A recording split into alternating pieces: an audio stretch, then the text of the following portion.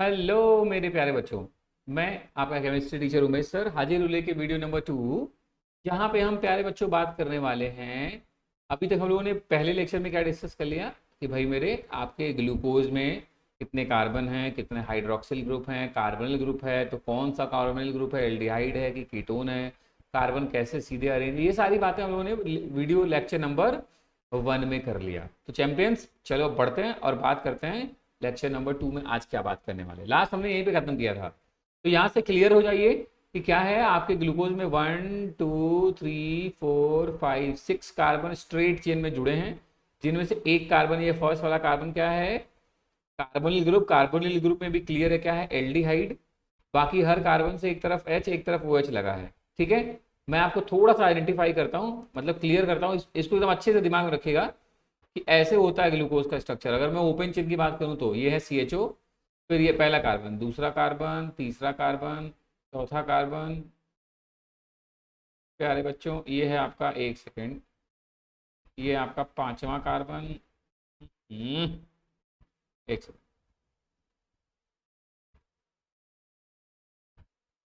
ठीक, ये आपका पांचवा कार्बन।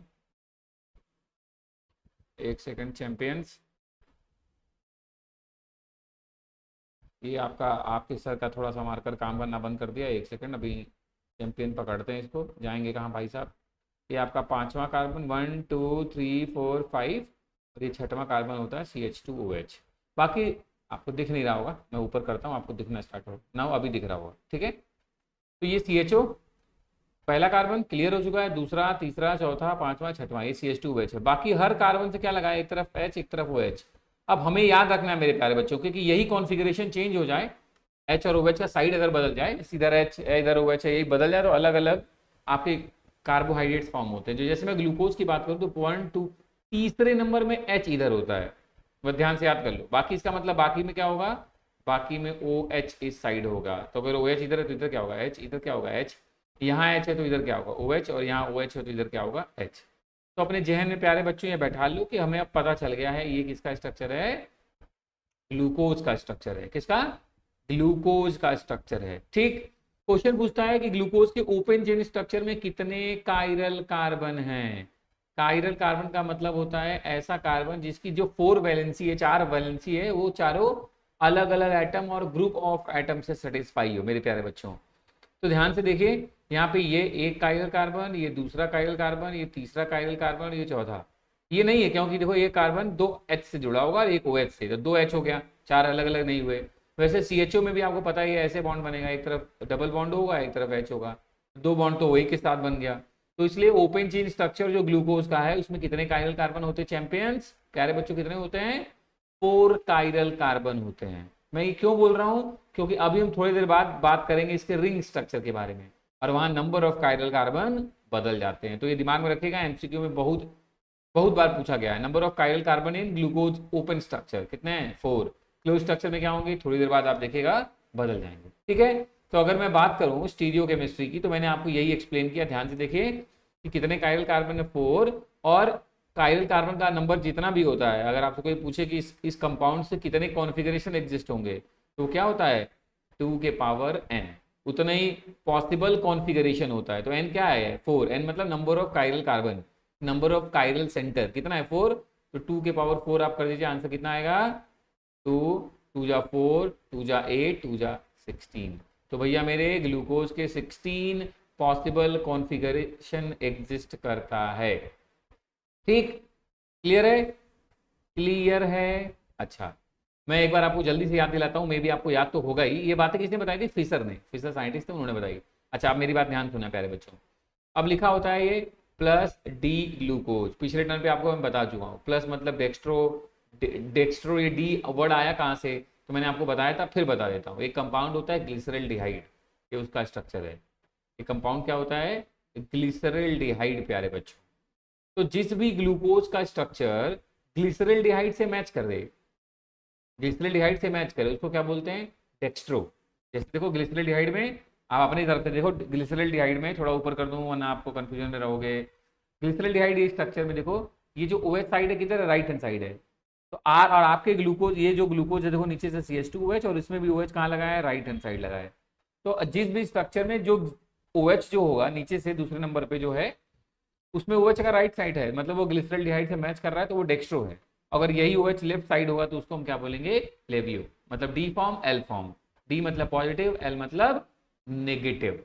ठीक, पिछले टर्म पे भी बताया था, अभी फिर बता दे रहा हूं कि अपने दिमाग में बात रखो।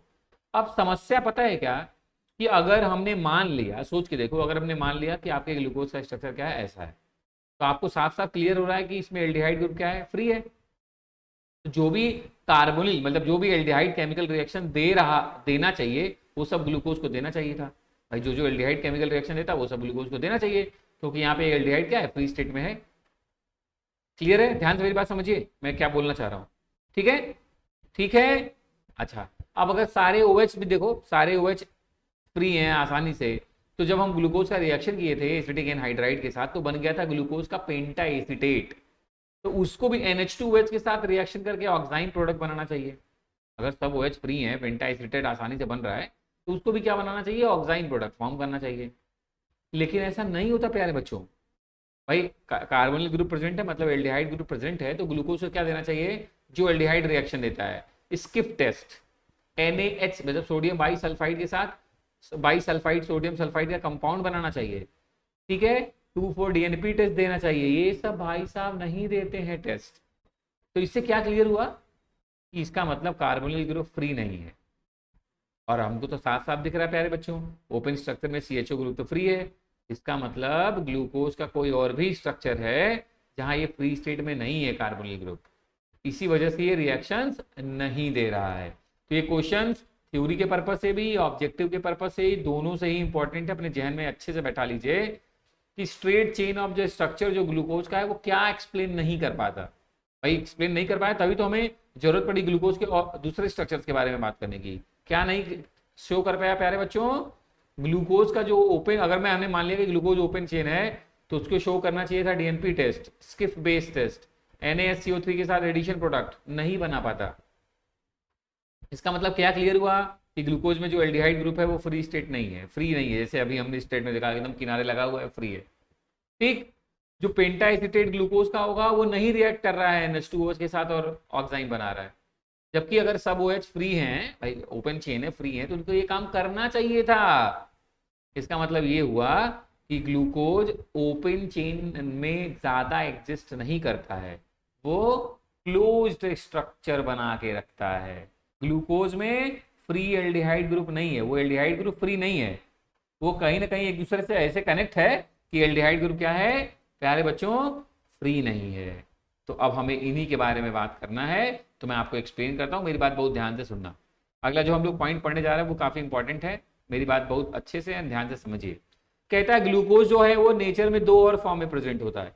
दो और फॉर्म आप क्या कहिए, आप ऐसे समझिए, एक तो हम जानते ही हैं कि ओपन चेन में है, उसके अलावा ग्लूकोज दो फॉर्म में प्रेजेंट होता है, अल्फा ग्लूकोज और बीटा ग्लूकोज। और ये दोनों ही कैसे स्ट्रक्चर हैं प्यारे बच्चों, चैंपियंस, साइक्लिक स्ट्रक्चर हैं। कैसे हैं, साइक्लिक। अब मैं ये कैसे बनते हैं, किसको अल्फा किसको बीटा, बस थोड़ा सा वेट, मैं आपको सब बताने वाला हूँ। तो दिमाग में क्या हुआ, ग्लूकोज ओपन स्ट्रक्चर तो है ही, साथ में इसकी साइक्लिक स्ट्रक्चर है जिसको हम नाम क्या देते हैं, alpha and beta glucose. Alpha beta क्यों बोले, डोंट वरी, मैं बताने वाला हूँ। पहले ये जान लेते हैं इनका अक्रेंस क्या है। तो अगर मैं कहूँ कि अल्फा ग्लूकोज, तो भैया उसका मेल्टिंग पॉइंट क्या है, 419 केल्विन। या आप ऐसे कह सकते हैं रूम टेम्परेचर पे जो ग्लूकोज एग्जिस्ट करता है उसी को बोलते हैं अल्फा ग्लूकोज। देखिए लिखा है एग्जिस्ट एट रूम टेम्परेचर। भाई 30 डिग्री सेल्सियस मतलब अराउंड रूम टेम्परेचर, 25 होता है, 30 डिग्री सेल्सियस लिखा है, तो अराउंड रूम टेम्परेचर पे जो ग्लूकोज आपको मिलता है, जो आप आइसोलेट करते हो, वो अल्फा ग्लूकोज होता होगा। और जो वाटर के बॉइलिंग पॉइंट मतलब अराउंड 100 डिग्री सेल्सियस पे जो हमें ग्लूकोज आइसोलेट होता है, वो हम आइसोलेट करते हैं अगर किसी केमिकल रिएक्शन से, तो वो कौन से फॉर्म में होगा चैंपियंस, बीटा ग्लूकोज। कौन सा फॉर्म होगा, बीटा फॉर्म, उसको बोलेंगे बीटा ग्लूकोज। तो अपने दिमाग में एकदम अच्छे से रखिए, साफ साफ दिख रहा है आपको, मतलब रूम टेम्परेचर पे कौन सा फॉर्म ज्यादा स्टेबल है, अल्फा, है ना। बॉइलिंग पॉइंट पे कौन सा ज्यादा है, बीटा। मतलब क्या है, बीटा ग्लूकोज कैसे बनता है, जब हम क्रिस्टलाइजेशन करते हैं हॉट एंड सैचुरेटेड सोल्यूशन का, किस पे, 98 डिग्री सेल्सियस पे। और अल्फा ग्लूकोज कैसे ऑब्टेन्ड होता है, जब हम क्रिस्टलाइजेशन एंड कॉन्सेंट्रेशन करते हैं सोल्यूशन ग्लूकोज का, कितने पे, 30 डिग्री सेल्सियस। ठीक, एक छोटा छोटा सा कॉन्सेप्ट मैंने दिया, बहुत बड़ा कॉन्सेप्ट मैंने आपको नहीं दिया। आपने बोला ठीक है सर, अब ये बता दीजिए सर अल्फा और बीटा कैसे, कैसे अल्फा बोलते हैं, कैसे बीटा बोल रहे हैं, बस इतना बता दीजिए सर, मजा आ जाए। अरे मेरे लाल मैं हूँ, काय टेंशन ले रहे हो, सब तुम्हें समझाता हूँ एक एक करके, ध्यान से मेरी बात सुनना।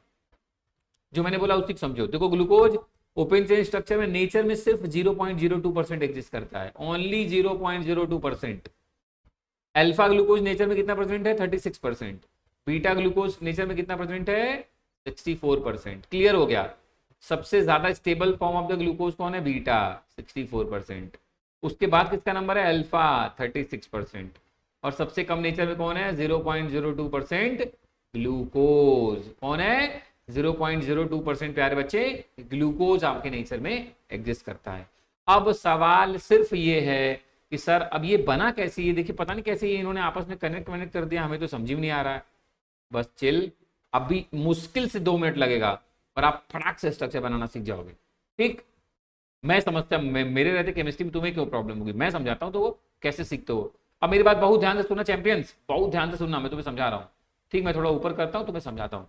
देखो ये है ग्लूकोज का स्ट्रक्चर, ये सी डबल बॉन्ड ओ, ये CHO लगाए, फिर यहाँ C लगाए, OH H, दूसरा नंबर। तीसरे नंबर पे H इधर है, OH इधर है। चौथे नंबर पे OH इधर है, H इधर है। पांचवें नंबर पे 1 2 3 4, ये 5 पे भी क्या हुआ प्यारे बच्चों? OH इधर है, H इधर है। और छठवां क्या है? CH2OH। ये ओपन स्ट्रक्चर है। अब ये क्लोज्ड कैसे होगा? जब ये आपस में जुड़ेगा तो कैसे जुड़ता है वही मैं आपको समझाना चाह रहा हूँ। कि जो कार्बन नंबर 1 है, ध्यान से चैंपियंस, ध्यान से प्यारे बच्चों, ये कार्बन नंबर 1 है और इसको हमने नाम क्या दिया? ये है कार्बन नंबर 5, है ना? नाम क्या दिया आप खुद भी समझ रहे हो कि कार्बन नंबर कौन सा है? 5 है। ये पहला है और ये पांचवा। तो होता क्या है, ये पांचवा वाला जो कार्बन है उससे लगा हुआ ऑक्सीजन, वैसे तो हर ऑक्सीजन के पास लोन पेयर है, लेकिन मैं बोल रहा हूँ ये वाला जो ऑक्सीजन होता है वो अपना एक लोन पेयर ट्रांसफर करता है कार्बन नंबर 1 को। ट्रांसफर करने का मतलब प्यारे बच्चों सिंपल है कि वो बॉन्ड बनाता है। ट्रांसफर करने का मतलब मैं तुमसे क्या बताना चाह रहा हूँ कि वो बॉन्ड बना रहा है कार्बन नंबर 1 के साथ। अब खुद सोचो, जब ये ऑक्सीजन इस कार्बन नंबर 1 के साथ जुड़ जाएगा, कार्बन कितना बॉन्ड बना सकता है वैसे? 4 भाई, 1 2 इधर बना के बैठा, 2 और 1 3 और 1 4 ऑलरेडी था। लेकिन जब ये ऑक्सीजन इसके साथ जुड़ा तो अब ये वाला बॉन्ड सिंगल हो जाए, ये बॉन्ड डबल से क्या हो जाएगा? सिंगल। तो ये मजबूरी में ये हाइड्रोजन जाके यहाँ लग जाएगा। ध्यान से सुनो, एकदम बेसिक बात बता रहा हूँ मैं, कोई ऐसी बात नहीं बता रहा हूँ तुम्हें ना समझ में आए। ये जाके H इसके साथ जुड़ता था इसकी वैलेंसी को पूरा करने के लिए। तो अब देखो तुम्हारा स्ट्रक्चर क्या बन गया, पहला और पांचवा कार्बन जुड़ गए हैं, ठीक, किसके थ्रू? इस ऑक्सीजन के थ्रू। और अब पहले वाले कार्बन पे एक तरफ H लगा है, एक तरफ क्या लगा है? O तो था ही, और ये H जाके OH लग गया है। अब स्ट्रक्चर देखो चैंपियन, स्ट्रक्चर देखो, पहला कार्बन ये जुड़ा है पांचवें कार्बन से, किससे? यह वाला कार्बन इस ऑक्सीजन के साथ जुड़ गया है भाई, यहाँ का OH, और इस यहाँ का H चला गया कहाँ? इस ऑक्सीजन के पास, एक तरफ हो गया OH, एक तरफ हो गया H, बाकी सब वही है। दूसरे पे देखो OH इधर, H इधर, तीसरे पे देखो H इधर उधर, OH उधर, फोर्थ पे देखो OH इधर, H उधर, मतलब बाकी सारे कॉन्सेप्ट एकदम सेम है। सिर्फ पहले और पांचवे को मैंने आपस में कनेक्ट किया और आपने नोटिस किया कि क्या चेंजेस आपको दिख रहे हैं। ठीक, फर्स्ट एंड फिफ्थ वाला कार्बन क्या हुआ है? आपस में कनेक्ट हो गया है। अब इसमें से अगर आपके स्ट्रक्चर में OH, ध्यान से देखो प्यारे बच्चों, OH राइट हैंड साइड लगा हुआ है तो वो है अल्फा, एंड OH अगर लेफ्ट हैंड साइड लगा हुआ है आपके स्ट्रक्चर में तो वो क्या है? बीटा, है ना भाई? कॉन्फ़िगरेशन क्या हो रहा है? देखो कार्बन नंबर 1 पे पोजीशन चेंज हो रही है। अगर OH इधर है तो उसको बोलना है अल्फा, OH इधर चला आएगा तो उसको क्या बोलना है? बीटा। और कार्बन नंबर अल्फा और बीटा आपस में क्या बोलते हैं प्यारे बच्चों? इनको हम आपस में बोलते हैं एनोमर्स। क्या बोलते हैं? एनोमर्स। क्या बोलते हैं? एनोमर्स। और एनोमर्स आप अभी, अच्छा चलो मैं आगे एक्सप्लेन करता हूँ, एक साथ तुम्हें टेंशन ना दो, मतलब दिमाग आया? वीडियो पॉज करके तुरंत कॉपी उठाओ और खुद से एक बार जोड़ के देखो, पहले को और पांचवें को जोड़ दो थ्रू द ऑक्सीजन। जो पांचवें में OH लगा है उस ऑक्सीजन से इनको जोड़ दो, H भाग जाएगा उधर ऊपर, जिस ऑक्सीजन का डबल बॉन्ड सिंगल बॉन्ड हुआ उसके साथ, और आपके पास ये स्ट्रक्चर बन जाएगा। सिंपल, क्लियर प्यारे बच्चों? अगर राइट हैंड साइड है तो OH राइट हैंड साइड है अल्फा, लेफ्ट हैंड साइड है बीटा, एकदम सब कुछ मामला क्लियर है, कोई डाउट नहीं। बना लिया? ओए होए, सीख गए, देखा? ठीक ठीक, अब इनको कनेक्ट तो तुमने कर दिया है। ठीक, इनको कनेक्ट जब करते हो ना तो जो स्ट्रक्चर बन रहा है उन स्ट्रक्चर को हम बोलते हैं एसिटल और हेमी एसिटल। इसके बारे में अभी ज्यादा मत जानो, ये एल्डिहाइड चैप्टर में मैं आपको बताऊंगा वीडियो में, आप वहां देखिएगा। बस इतना जान लो, ये कनेक्ट करने के बाद जो स्ट्रक्चर बन रहा है प्यारे बच्चों उसको बोलते हैं एसिटल और हेमी एसिटल। बस अभी फिलहाल बस ये नाम जान लो, ठीक। जब आप कनेक्ट कर देते हो तो क्या बन जाता है, एसिटल या हेमी एसिटल बोलते हैं। बस इसके बारे में इससे ज्यादा अभी मत जानो, परेशान हो जाओगे। तो अब मैं साइक्लिक स्ट्रक्चर बनाने जा रहा हूँ, ध्यान से सुनना। अब ये जब फर्स्ट एंड फिफ्थ आपस में जुड़ेंगे तो कहता है ना, जब रिंग बनता है रिंग, तो सबसे ज्यादा रिंग स्टेबल कितने कार्बन की होती है, 6। उससे कम किसकी, 5 की। तो ये क्या करेंगे, ये पूरी कोशिश करेंगे कि ज्यादा स्टेबल होने की कोशिश करें। तो क्या होता है, पहला कार्बन का O, अभी मैंने तुम्हें बताया फर्स्ट कार्बन क्या है, और फिफ्थ कार्बन का O ऑक्सीजन, कार्बन 1 और oxygen on the fifth carbon will attack और फॉर्म करते हैं 6 मेंबर्ड रिंग। 5 मेंबर का नहीं बनाएंगे, 6 मेंबर्ड रिंग फॉर्म करेंगे। और दोनों में डिफरेंस क्या है प्यारे बच्चों, खुद सोच के देखो। जब स्ट्रेट चेन था तो एल्डिहाइड क्या था, ऐसे था, C डबल बॉन्ड और यहाँ H, और कार्बन ऑर्गेनिक में डबल बॉन्ड से जुड़ा हुआ मतलब sp2 हाइब्रिडाइजेशन। और जैसे ही कैसे हुआ, ऑक्सीजन के साथ कनेक्ट हुए, ये बॉन्ड कैसा हो गया, सिंगल। और कार्बन सिंगल बॉन्ड से हो तो उसको क्या बोलते हैं, sp3। तो ये भी अपने जहन में अच्छे से बैठा लो कि जब साइक्लिक स्ट्रक्चर बनता है तो कैसा हो जाता है, जो साइक्लिक स्ट्रक्चर बना मतलब हेमी एसिटल, नाम मैंने भी बताया तुम्हें। तो हेमी एसिटल को हम बोलते हैं sp3 कॉन्फ़िगरेशन में है। और नॉर्मली जब CHO होता है तो कौन सा कॉन्फ़िगरेशन होता है, sp2। कैसे प्यारे बच्चों, sp2, ठीक। अल्फा बीटा मैंने अभी तुम्हें समझा दिया, अब तुम एक बार में समझ जाओगे कि ओए होए, क्या, OH right hand side alpha, OH left hand side beta, तुरंत समझ गए। अरे सर ये भी बड़ा आसान है। बस अंतर देखो, वो जो थोड़ी देर पहले मैंने बोला था, जब ये हेमी स्ट्रक्चर बनता है, मतलब जब ये साइक्लिक स्ट्रक्चर बनता है चैंपियंस, तो नंबर ऑफ कायरल कार्बन 4 से कितने हो जाते हैं, 5। देख लो तुम, पहला कार्बन कायरल, दूसरा कार्बन कायरल, तीसरा कार्बन कायरल, चौथा कार्बन कायरल, पांचवा कार्बन कायरल। तुम्हें अगर कहीं से भी डाउट लग रहा है कि सर कायरल, तो देख लो ना, एक कार्बन की 4 वैलेंसी है, देखो अलग अलग सेटिस्फाई हो रही है, इधर OH से, इधर H से, नीचे इतने बड़े ग्रुप से, और ऊपर देखो किससे, इस वाले लगे वाले ग्रुप से। तो जो हेमी एसिटल फॉर्म है, आप कह सकते हैं जो रिंग फॉर्म है, उसमें कितने कायरल कार्बन होते हैं चैंपियंस, 5। मेरे पीछे आपको नहीं दिख रहा ना, दिखा, देखो अब देखो कितने होते हैं, 5। आराम से देख लो तुम, 1 2 3 4 5। यहाँ जितने भी मैंने स्टार बनाए, कायरल कार्बन को रिप्रेजेंट करते हैं स्टार बना के, तो जितने भी स्टार वाले हैं आप देख लो, उनकी 4 वैलेंसी अलग अलग एटम या ग्रुप ऑफ एटम से क्या है, सेटिस्फाई है। ठीक है बच्चों, आपने कहा ठीक है सर, एकदम फर्स्ट क्लास, हमें आ गया।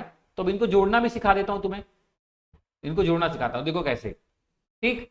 अब हो 1 मिनट में समझ जाओगे तुरंत, ज्यादा कुछ करने की जरूरत नहीं है। पहला और पांचवा कार्बन ऑक्सीजन से जुड़े हैं, ये है ऑक्सीजन, ठीक। ये है पहला कार्बन और ये है पांचवा कार्बन, ये दोनों ऑक्सीजन से जुड़े हैं। और जो स्ट्रक्चर है ग्लूकोज का साइक्लिक, वो इससे मिलता जुलता है, ऐसे ऐसे स्ट्रक्चर से मिलता जुलता है ग्लूकोज का स्ट्रक्चर। और ऑर्गेनिक में कंपाउंड है पायरेन, जिसका स्ट्रक्चर ऐसे ही होता है। तो इसीलिए ग्लूकोज को हम पायरेनोज भी बोलते हैं। क्यों बोलते हैं पायरेनोज, क्योंकि एक 6 मेंबर, भाई ग्लूकोज का जो साइक्लिक स्ट्रक्चर है वो किसके साथ रिजेम्बलेंस शो कर रहा है, एक ऑर्गेनिक कंपाउंड है पायरेन, उसके साथ। तो इसीलिए ग्लूकोज को हम पायरेनोज वर्ड भी अभी यूज करेंगे, अभी आप देखना ध्यान से, ठीक। अब आपने बोला ठीक है सर, ये पहले और पांचवें को ऑक्सीजन से जोड़ दिया, और क्या करें। तो मेरे प्यारे बच्चों मुझे बहुत ध्यान से देखो, जो तुम्हारे स्ट्रक्चर में राइट हैंड साइड होगा वो आ जाएगा इसे नीचे, और जो लेफ्ट हैंड साइड होगा वो चेन में कहाँ चला जाएगा, ऊपर। देख के देखो, ये तुम्हारा अल्फा फॉर्म है, ध्यान से देखना। इसमें राइट हैंड साइड क्या है, OH, तो नीचे आ जाएगा OH, ऊपर चला गया H। दूसरे नंबर पे कार्बन पे देखो, राइट हैंड साइड OH, तो नीचे आ गया H ऊपर। तीसरे पे देखो H नीचे, तो यहाँ लिख दिया OH ऊपर। देखते जाओ, बड़ा आसान है। फोर्थ पे क्या हुआ, फिर से OH नीचे आएगा, राइट हैंड साइड है सर, H ऊपर। फिफ्थ पे क्या हुआ, फिफ्थ पे सर पता नहीं चल रहा, एक तरफ H लगा, एक तरफ CH2OH, किसको ऊपर नीचे करें। तो मेरे भाई अगर तुम नीचे CH2OH लिखोगे तो रिंग क्या होगा, अनस्टेबल, रिपल्शन होने लगेगा, अंदर होगा। तो इसलिए CH2OH को कहाँ लिखते हैं, बाहर, और यहाँ क्या लिखते हैं, H। कितना आसान, कुछ नहीं करना भाई, सिंपल सा कनेक्ट किया, और फिर जो राइट था उसको नीचे, जो लेफ्ट था बस ऐसे को ऐसे कर दिया, राइट नीचे लेफ्ट ऊपर। ये अल्फा था, मान लिया अगर प्यारे बच्चों ये बीटा होता तो बीटा में OH इधर होता, H इधर, तो तुम्हारे स्ट्रक्चर में क्या हो जाता, सब कुछ सेम रहेगा, सिर्फ नंबर, कार्बन नंबर 1 पे क्या चेंज हो जाता, OH ऊपर चला जाता, H नीचे, बाकी सब वैसे ही होता, और वो नाम क्या हो जाता, बीटा। नाम क्या हो जाता प्यारे बच्चों, बीटा। अब एक लंबी सांस लो और दिमाग से बताओगे, हाँ यार स्ट्रक्चर तो बड़ा आसान था, बन गया। ठीक है, समझ गए, कितना बढ़िया है। आप खुद भी वीडियो पॉज करके एक बार ट्राई कर लो, आसानी से बना लोगे तुम। ठीक, अब जो मैंने बातें बोली चलो PPT के थ्रू समझा देता हूँ, एकदम उस्ताद हो जाओगे तुम। तो जो साइक्लिक स्ट्रक्चर ग्लूकोज का है, ठीक है, उसमें जो अल्फा एंड बीटा फॉर्म्स हैं उनको हम क्या बोल रहे हैं, ईपीमर। क्यों बोल रहे हैं ईपीमर? क्योंकि अगर कार्बन नंबर 1 पे जो ग्रुप ऑफ एटम्स हैं उनकी कॉन्फ़िगरेशन अलग होने से अलग अलग नाम हो जाए तो उनको ऑर्गेनिक में हम क्या बोलते हैं, ईपीमर्स। और अल्फा एंड बीटा आपस में क्या है, it is a anomers. Anomer तो है ही है, एनोमर्स तो क्या है ही है। एनोमर्स मतलब क्या होता है भाई, आप दोनों कंपाउंड्स आपस में आप नोटिस कर रहे हो, सब मॉलिक्यूलर फॉर्मूला दोनों का सिमिलर है, बस अल्फा वाले में OH राइट हैंड साइड था, बीटा वाले में OH लेफ्ट हैंड साइड है। ठीक है, एक तरीके से आप ये कह सकते हो कि क्या है, कॉन्फ़िगरेशन चेंज हुआ है, तो इनको एनोमर बोले। एनोमर समझ लो एक तरीके से स्पेशल केस ऑफ ईपीमर है। ईपीमर क्यों बोल दिया, कार्बन 1 पे जब चेंज हो रहा है तो इसीलिए उसको ईपीमर बोल देते हैं। किसी और पे चेंज होगा तो ईपीमर नहीं बोलेंगे, तब वो सिर्फ एनोमर ही होगा। लेकिन इसको ईपीमर क्यों बोल दिया, क्योंकि कार्बन नंबर 1 के अराउंड जो पोजीशन है एटम या ग्रुप ऑफ एटम की, प्यारे बच्चों, सिर्फ वही चेंज हो रही है। ठीक है, इसमें मत घबरा जाना, ईपीमर एनोमर, इसको मुश्किल समझो ही मत, एकदम आसान, कुछ नहीं करना। ऐसे समझ लो अल्फा एंड बीटा एनोमर से बात खत्म। इनको ईपीमर भी बोल देंगे क्योंकि खेल कार्बन नंबर 1 के अराउंड हुआ है, बस ज्यादा सोचने की जरूरत नहीं है। तो तो तो दो तरीका मतलब आपको ग्लूकोज मिला, एक अल्फा डी ग्लूकोज और एक बीटा डी ग्लूकोज। अब आपको पता है ग्लूकोज क्यों पता है, डी क्यों बोल रहे हैं ये भी पता है, अब अल्फा और बीटा क्यों बोल रहे हैं ये भी पता है। या मैं इसी को ऐसे भी बोल सकता हूँ, अल्फा डी ग्लूकोपाइरेनोज। और मैंने अभी बताया पायरेनोज क्यों लिख रहे हैं, क्योंकि ग्लूकोज का साइक्लिक स्ट्रक्चर एक ऑर्गेनिक कंपाउंड पायरेन से मिलता जुलता है, इसीलिए हमने पायरेनोज कहना स्टार्ट कर दिया। देखिए, अल्फा डी ग्लूकोपाइरेनोज और बीटा डी ग्लूकोपाइरेनोज। तो पायरेनोज वर्ड ऐड क्यों हुआ ये आप अच्छे से समझ रहे। ठीक मेरे प्यारे बच्चों, ठीक मेरे प्यारे बच्चों, अब एक नीचे पॉइंट लिखा है, आपको लग रहा होगा ये क्या लिख दिया सर, लिखा है ईपीमर एंड इनोमर्स आर बोथ डाइस्टीरियोमर्स। मैं आपको याद दिलाता हूँ, आपने पिछली क्लास में पढ़ा होगा, मैंने आपको बोला था दो ऐसे कंपाउंड जो एक दूसरे के मिरर इमेज हो उनको बोलते हैं इनेंशियोमर। दो ऐसे कंपाउंड जो ऑप्टिकली एक्टिव भी हो और एक दूसरे के मिरर इमेज हो उसको बोलते हैं इनेंशियोमर। और दो ऐसे कंपाउंड जो ऑप्टिकली एक्टिव तो हैं बट एक दूसरे के मिरर इमेज नहीं है उनको क्या बोलते हैं चैंपियंस, डाइस्टीरियोमर्स। क्या बोलते हैं, डाइस्टीरियोमर्स। तैयार है ना, ऑब्जेक्टिव में बातें आ सकती हैं। ठीक ठीक मेरे प्यारे बच्चों, कितनी आसान बात है। मैंने बोला था ना चैप्टर आसान है, बस आपको ध्यान से सुनना है, कुछ बताऊं खुद से प्रैक्टिस करना है वीडियो पॉज करके, बस रोक नहीं सकता को मैं तो ही मैक्सिमम नंबर अचीव करने से केमिस्ट्री। एकदम परेशान की कोई जरूरत नहीं है यार। ठीक, साइक्लिक स्ट्रक्चर कैसे बनाए, अरे सर अभी तो आपने बता ही दिया, बस वही तो लिखा है, जितनी भी बातें यहाँ चाइनीज लिखी है सब वही लिखी है जो मैंने अभी थोड़ी देर पहले तुम्हें बताई। सब कुछ देखो ना, पहले 5 में कनेक्ट कर दिया, जो राइट हैंड साइड है वो नीचे है, जो लेफ्ट हैंड साइड है वो ऊपर है, देखो तुम्हारे सामने। अभी तो आपने सीखा था, मजा ही आ गया फिर तो, है ना। फर्स्ट क्लास है, पूरा आपके सामने बना हुआ है, कोई टेंशन नहीं। ठीक है चैंपियंस, ठीक है मेरे प्यारे बच्चों। आपने बोला हाँ सर ठीक, कोई दिक्कत, ठीक है, अरे वाह। चलो अब मैंने बोला एनोमर्स, तो अभी मैंने आपको एनोमर्स के बारे में बता दिया कि अल्फा और बीटा ग्लूकोज क्या है। Now to get beta D glucose we simply rotate functional group at carbon 1। हाँ हमें तो पता ही है, कार्बन नंबर 1 वाले तो नीचे OH है ऊपर एस तो बोलते हैं अल्फा, तो OH ऊपर नीचे एस लग जाए तो क्या हो जाता है बीटा। तो हमें तो पता ही है कि हम बीटा डी ग्लूकोज अगर हमें ऑब्टेन करना है तो हम क्या करेंगे, सिंपली रोटेट कर देंगे function group at the carbon number 1, हमें मिल जाएगा बीटा। ठीक, तो ये जो अल्फा और बीटा है द टू, दोनों साइक्लिक फॉर्म, प्यारे बच्चों, two cyclic forms alpha and beta आपस में क्या होते हैं, इक्विलिब्रियम में होते हैं with the open chain structure. क्या होते हैं ये, आप अल्फा और बीटा इक्विलिब्रियम में होते हैं ओपन चेन स्ट्रक्चर के साथ, इसके साथ होते हैं, they are in equilibrium with the open chain structure. ठीक, अब एक छोटा सा और इंपॉर्टेंट सा टर्म आप पढ़ने जा रहे हैं, ध्यान से सुनिए। अब आपको पता है आप अल्फा बीटा बना लोगे, क्यों नाम लिखा है प्रॉपरली मैंने एक्सप्लेन कर दिया, कोई टेंशन ही नहीं होगा तुम्हें।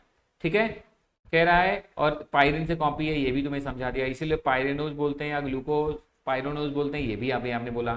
ठीक है, समझ लिया, इसमें कौन सी बड़ी बात है ना।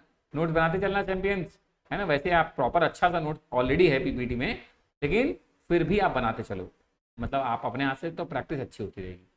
ठीक, अब आ रहे हैं, अभी थोड़ी देर पहले ये भी बात मैंने की कि अल्फा और बीटा में ज़्यादा स्टेबल कौन है, अरे जो ज़्यादा स्टेबल होगा वही तो नेचर में ज़्यादा परसेंट में प्रेजेंट होगा। तो अभी आपने पढ़ा था अल्फा 30 क्या था 36 और बीटा क्या था 64% में प्रेजेंट है। याद है, और आपसे कोई पूछ ले क्यों बीटा ग्लूकोज ज़्यादा स्टेबल है, तो बता दीजिएगा क्योंकि बीटा फॉर्म में OH जो है वो कहाँ होता है, इक्विटोरियल पोजीशन पे, और अल्फा में कहाँ होता है, एक्सियल पोजीशन पे। अब क्लास 11th में ये केमिकल बॉन्डिंग में पढ़ा था आपने, एक्सियल इक्विटोरियल। ठीक है, आप अगर दिमाग में आपके है तो ठीक है, नहीं है तो कोई ज़्यादा टेंशन लेने की जरूरत नहीं है, अपने दिमाग में एक लाइन बैठा लो, अल्फा और बीटा में कौन ज़्यादा स्टेबल है, बीटा। क्यों, क्योंकि बीटा में जो OH ग्रुप है वो कहाँ होता है, इक्विटोरियल पोजीशन पे, और अल्फा में OH ग्रुप कहाँ होता है, एक्सियल पे। खत्म बवाल, ज़्यादा क्यों टेंशन लेना मेरे भाई। ठीक ठीक। वैसे हेमी एसिटल कंपाउंड्स अनस्टेबल होते हैं, लेकिन चूंकि वो 5 और 6 मेंबर रिंग के फॉर्म में हो तो वो क्या हो जाते हैं, स्टेबल। ठीक। और अब इंपॉर्टेंट टर्म पढ़ने जा रहे हो क्या, म्यूटा रोटेशन। क्या होता है म्यूटा रोटेशन चैंपियंस, कहता है द स्पेसिफिक रोटेशन। देखो आपको मैं बताऊं, अगर कोई भी ऑप्टिकली एक्टिव कंपाउंड है तो क्या होता है, मैंने बोला ना वो पीपीएल को रोटेट करता है, पीपीएल को क्या करता है, रोटेट करता है। तो जितना, जैसे मान लो एक लाइट ऐसे आ रही है, वो हल्का सा बेंड रोटेट हो गई, मतलब ऐसे लाइट थी तुम्हारी प्लेन पोलराइज लाइट, पास हुआ किसी सोल्यूशन से, अब ऐसे हो गई, थोड़ा सा देखो रोटेट हो गई। तो जो जितना वो रोटेट हो रही है, जितना पहले थे उससे जितना रोटेट हो रही है, उसी को क्या बोलते हैं, स्पेसिफिक रोटेशन। तो मैं वही कह रहा हूँ भाई, ये अल्फा क्या है, ऑप्टिकली एक्टिव, बीटा क्या है, ऑप्टिकली एक्टिव, दैट मीन्स ये रोटेट करेंगे पीपीएल को, तो वही जिस एंगल पे रोटेट करेंगे उसी को बोल रहे हैं स्पेसिफिक रोटेशन।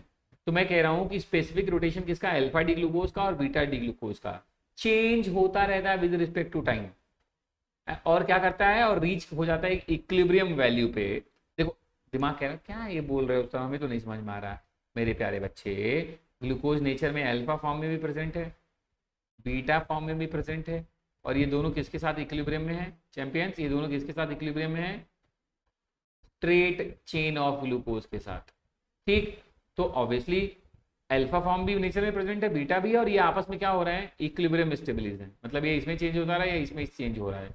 तो इसका स्पेसिफिक रोटेशन अलग है, कितना है, अल्फा का स्पेसिफिक रोटेशन कितना है, 112.2 डिग्री, बीटा का स्पेसिफिक रोटेशन कितना है, 18.7 है ना डिग्री। अब क्या होगा जब ये इक्विलिब्रियम आपस में, मैंने क्या बोला, ये इक्विलिब्रियम स्टेब्लिश करेंगे, जब इक्विलिब्रियम स्टेब्लिश करेंगे तो इसी टर्म को, इसी फिनोमेना को क्या बोलते हैं, म्यूटा रोटेशन। और जो स्पेसिफिक एंगल होता है भाई, ये 112 पॉइंट, ये 18 था, और ये आपस में जब इक्विलिब्रियम स्टेब्लिश किए तो क्या हो गया, 52.6 डिग्री। बस ये याद रखना, ये एंगल्स भी आपको याद रखना है। अल्फा का कितना है, 112.2, बीटा का कितना है, 18.7। और जब ये इक्विलिब्रियम स्टेब्लिश कर लेते हैं इसी फिनोमेना को ही बोलते हैं म्यूटा रोटेशन, तब कितना हो जाता है स्पेसिफिक रोटेशन, 52.6 चैंपियन। बस ये हमें अपने जहन में अच्छे से बैठा के रखना है। ठीक ठीक। तो ये भैया मेरी कहानी किसकी कंप्लीट हुई, ग्लूकोज भैया की। अब हम बात करेंगे किसकी, दूसरा इंपॉर्टेंट, कौन सा, फ्रक्टोज के बारे में बात करेंगे। ठीक है, तो चैंपियंस अपना ख्याल रखो, जय श्री राधे, मिलते हैं नेक्स्ट वीडियो में, तब तक इसको अपडेट रखिए। ठीक। और उम्मीद करता हूँ कि एकदम ताबड़तोड़ पढ़ाई चल रही होगी। अगर जीवन में कुछ करना है मेरे भाई मेरे बच्चों, आपको अगर जीवन में कुछ करना है, सभी को, पूरे ह्यूमन बीइंग की बात कर रहा हूँ, कुछ करना है तो दिमाग में सिर्फ अपना एम होना चाहिए, अपना लक्ष्य होना चाहिए, तभी हम उसको अचीव कर पाएंगे। ठीक है, तो चलो बच्चों, फ्रॉम माई साइड जय श्री राधे, खुदा हाफिज, सब्बा खैर, मस्त रही। ठीक है चैंपियन, चलो बाय।